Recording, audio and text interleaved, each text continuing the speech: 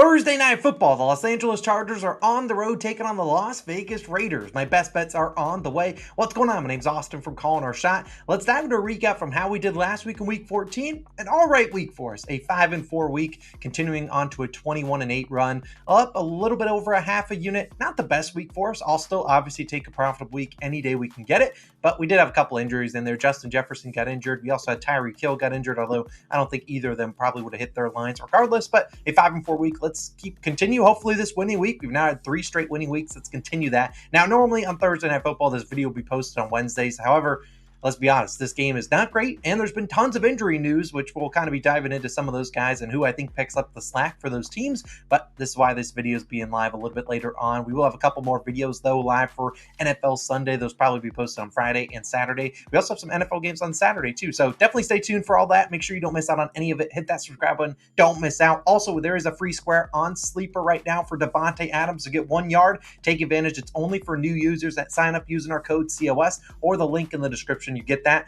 Plus, they'll match your first deposit up to $100. It's free money. Take advantage of it. All the details down below. I have a sleeper entry at the end of this video trying to turn $25 into $250. And then my final note, I meant to mention this in the NBA video, is that we do have a second channel. We did just post a video for our NBA in-season tournament game that we went to. We have another video coming next week where we went to the Raiders game, went to the Sphere, and things of that nature. But on the second channel, we like to do a P.O. box opening every now and then. So if you are interested in getting your stuff potentially in my background or whatever, if you want to be featured in that video, send me something to the address on the screen. It's a P.O. box.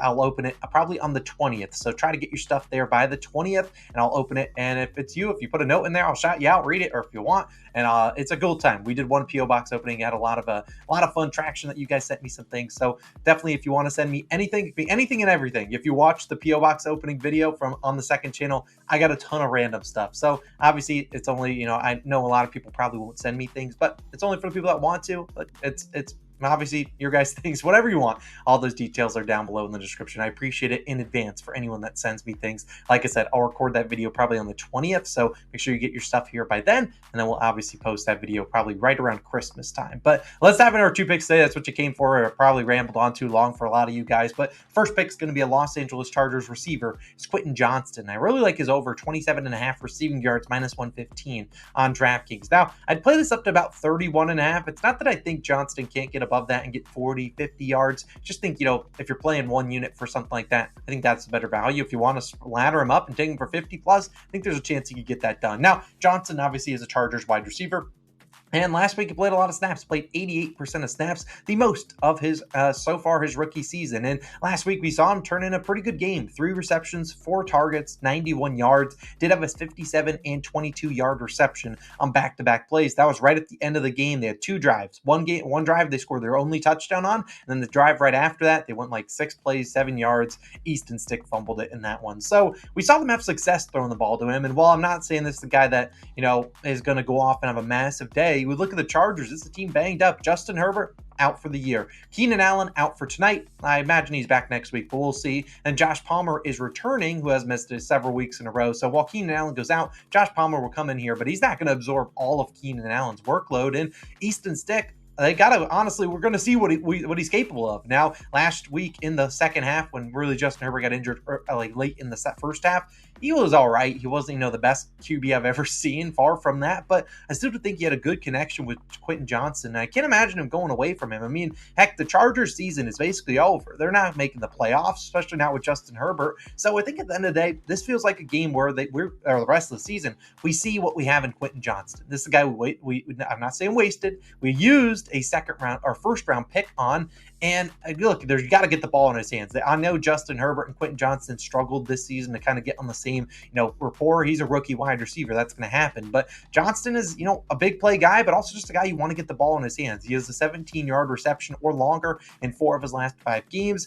Yeah, I looked at his over 14.5 yards for his longest reception. I like that one. In these last 5, he's at 34, 21, 7, 52, and 91 yards, going over in 2 straight. And obviously, Justin Herbert's better than Easton Stick. That's not saying anything crazy. But also Justin Herbert was stuck in, hey, I'm throwing it to Keenan Allen. I'm throwing it to Austin Eckler. A guy like Easton Easton Stick coming in here. He doesn't really have the best rapport or, best rapport with anyone, any wide receiver. It's a guy that's only, been in 2 NFL games, one back in like 2020 and obviously last week. So it's not like Justin Herbert, who always had a great chemistry and great connection with Keenan Allen, Austin Eckler.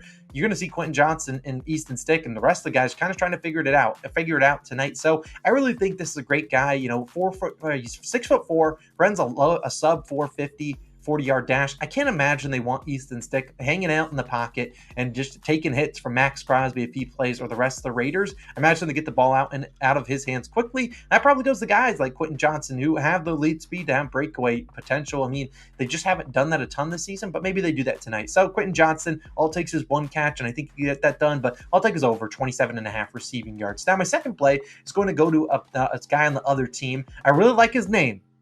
It's Aidan O'Connell. I like his over 29.5 pass attempts, minus 114 on FanDuel. Now, Aidan and myself have very similar names. Some could say I'm basically a walking image of him. Not really. My name's Austin O'Connell, but I really do think Aidan has a great chance of getting this over 29.5 pass attempts. Now, I don't mind his completions line, don't mind his pass yards line, but if he's going to be inefficient, which could happen, I do like this over. Now, my main concern, honestly, for Aidan is getting benched. There was question marks of him starting this game, and while if he comes into the first few drives, stinks it up, throws an interception, they just can't get anything going, and they score 0 points in the first half, it would not surprise me at all if Aidan is benched. However, they seem to be pretty reluctant to put Jimmy G in there. I'm sure there's some contract, obligations in there if he plays a certain amount of snaps. So they need Aidan to figure it out. And after coming off a terrible game last week that I was in attendance to, that vlog will be coming next week on the second channel. I think he gets it going here, and maybe just a little bit. He doesn't have to play really well to hit 30 pass attempts. Now, Aidan is over this line in 3 straight games. He had 41,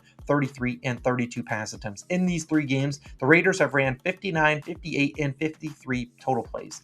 This season, the Raiders actually average the fewest plays per game at just 58 per game. However, the Chargers might be able to help them out with that because they allow the 3rd most plays per game at 67. Now, when you say allowed the most opponent plays, it isn't necessarily, coming down to, they're just out there a ton. It comes down to their offense. They aren't very good at running the football. They throw it a lot, leads to them not chewing up a lot of time of possession, leads to the opposing team having the ball more, hence why they're running more plays. But this is just a Chargers team. I can't imagine without Justin Herbert, they not only manufacture drives consistently, but also that they are able to run the football any better. I mean, heck, if I'm the Raiders, I'm loading the box and making Easton Stick beat me, which is kind of why I like Quentin Johnston. We have plenty of one-on-one opportunities against those corners and the safeties. But end of the day, I don't see them moving the ball too well. And while you could argue, hey, the Raiders could blow them out, I don't really see them being able to run the ball themselves, as the Raiders are a team that is now down Josh Jacobs. Most likely he's in doubt to play, and his status is in doubt. And I think they're just going to have to lean on Aidan O'Connell. We've seen people do that against this Chargers team, which does stop the run decently well,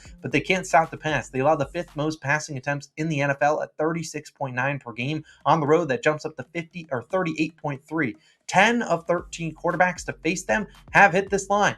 The only guys that really went under were Zappe and Tannehill. Heck, I think it might be 11 of 13 because I think they played 13 games, I think 11 of 13. So that's a typo on my end. But the guys that have gone under, Zappe and Tannehill, while you could say Aidan O'Connell was kind of in that category, well, you look at the guys that went over, Tyson Badgett, whatever you pronounce his name, Zach Wilson, even Russell Wilson on a team that runs the ball a ton in the Broncos, all went over. And Aidan O'Connell himself hit this over. He had 39 pass attempts in his first ever NFL start against this Chargers defense. So at the end of the day, I know it's sketchy to trust a guy like Aidan O'Connell, but Josh Jacobs is out. I can't see them running the ball, or likely out. I can't say he's officially out, but if he plays, he's banged up. Zamir White, not the greatest. Amir Abdullah, I just don't trust either of those two guys to run the ball effectively. I still think the Raiders are in some 2nd and longs, and we see them throwing it on 2nd down, probably throwing it on some 1st downs, and also throwing it on 3rd down. So I really think this is a good spot to target him. I just don't trust Easton Stick to move the ball efficiently. On the other side, I think we see the Raiders run a lot of plays. I'll take my chances at Aidan O'Connell getting us 30 pass attempts. Give me his over 29.5 pass attempts. I do like the completions line, which actually segues us into my sleeper entry.